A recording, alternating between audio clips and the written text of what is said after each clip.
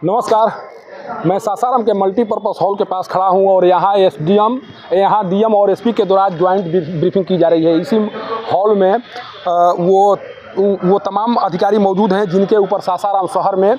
या पूरे ज़िले में विधि व्यवस्था बनाए रखने की जिम्मेदारी है, जिसके बाद से यहाँ पर जो डीएम हैं, जो एसपी हैं, उनके द्वारा अधिकारियों को एक तरह से ब्रीफ किया जा रहा है और ये बताने की कोशिश की जा रही है कि किस तरह से जो आगामी ईद और रामनवमी का पर्व है उसे शांतिपूर्ण तरीके से संपन्न कराया जाना है। अभी जिस तरह से एसपी अपने अधीनस्थ कार्य करने वाले अधिकारी और पुलिसकर्मियों पर खफा थे, उसे साफ लग रहा है कि अधिकारी और पुलिसकर्मी उस तरह से काम नहीं कर रहे हैं जिस तरह से एसपी चाह रहे हैं। वो चाह रहे हैं कि सासाराम शहर में जब पिछली बार रामनवमी पर्व मनाया गया था और जो हालात उत्पन्न हुए थे उस तरह का हालात उत्पन्न न हो, इसीलिए एसपी के द्वारा साफ नाराजगी जताते हुए अपने अधीनस्थ कार्य करने वाले एसडीपीओ को निर्देश दिया गया है उनके द्वारा कि यहाँ पर जिन लोगों को बुलाया गया था और जो लोग यहाँ पर नहीं पहुँच सके हैं उनको हर हाल में यहाँ बुलाइए और यह जानने का प्रयास कीजिए कि आखिर वो यहाँ क्यों नहीं आ सके। जिस तरह से शक्ति उनके द्वारा भी दिखाई जा रही है और जिस तरह से एसडीपीओ को निर्देश दिया गया है कि जब तक से वो तमाम पुलिस के अधिकारी या पुलिसकर्मी यहाँ नहीं आ जाते हैं तब तक से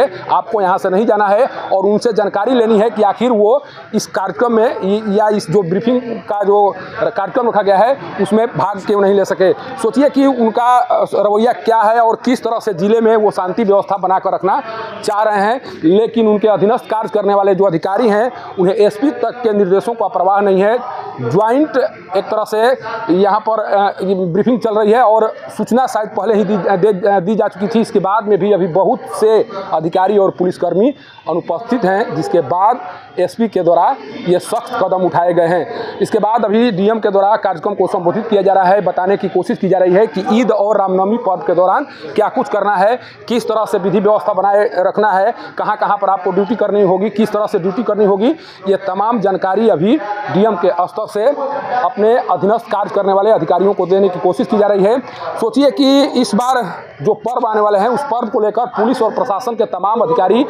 पूरी तरह से सतर्कता बरत रहे हैं और उनकी कोशिश है कि इस बार जो चुनाव है और चुनाव से पहले जो भी पर्व आ रहे हैं उस पर्व को पूरी तरह से शांतिपूर्ण संपन्न कराया जा सके। ऐसा इस तरह की कोई स्थिति उत्पन्न न हो जिसका असर चुनाव पर दिखाई पड़े। एसपी और डीएम के द्वारा क्या कुछ कहा गया उसको भी मैं आपको दिखा। रामनवमी के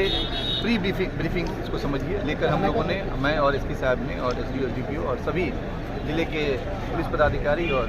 बाकी लोगों ने, हम लोगों ने आज ब्रीफ किया है कि जो चुनाव आचार संहिता है वो और प्लस जो गृह विभाग का जो निर्देश प्राप्त है उसके आलोक में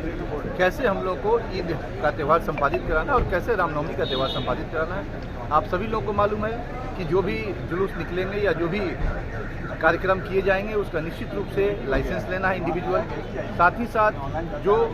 लाइसेंस में नॉर्म्स होंगे, जो गृह विभाग का निर्देश है, किसी भी परिस्थिति में कहीं भी डीजे का उपयोग नहीं किया जाएगा और इसमें सहमति बनी है, शांति समिति में इसमें सहमति बनी है। सभी लोगों ने कहा है कि निश्चित रूप से जो जिले में डीजे को प्रतिबंधित किया गया है, पूरे राज्य में प्रतिबंधित किया गया है, इसका अच्छा रिजल्ट आ रहा है। तो शांति समिति की बैठक में भी आप लोगों ने सुना ही इस बात को। साथ ही साथ हथियारों का प्रदर्शन नहीं करना है और अन्य जो भी कार्य हैं वो आचार संहिता और जो गृह विभाग का निर्देश है पर्व त्यौहार के बारे में उसको लेके ही मनाना है। उसी को आज पूरी तरह हम लोगों ने कहा है। हम लोगों ने सभी संवेदनशील स्थलों पे ये हम लोगों ने फोर्स और मजिस्ट्रेट का डिप्लॉयमेंट किया है। साथ ही साथ जो नागरिकीय सुविधाएं देनी चाहिए, पानी की व्यवस्था, साफ सफाई, लाइट की व्यवस्था, वो सारी व्यवस्था की गई है और निश्चित रूप से ये दोनों पर्व जो हैं जिले में बेहतर ढंग से मनाए गए। बात को समझने का प्रयास आप कीजिए और समझिए कि किस तरह से इस बार सासाराम शहर में हुए दंगे के बाद से जो अधिकारी हैं, जो प्रशासन के लोग हैं, वो फूक कर कदम रख रहे हैं और उनकी कोशिश है कि इस बार ये दोनों पर्व पूरी तरह से शांतिपूर्ण संपन्न कराना है, चाहे इसके लिए किसी तरह के कदम क्यों न उठाने पड़े। सासाराम के मल्टीपर्पज़ हॉल से पब्लिक न्यूज़ के लिए सत्येंद्र चौबे की रिपोर्ट।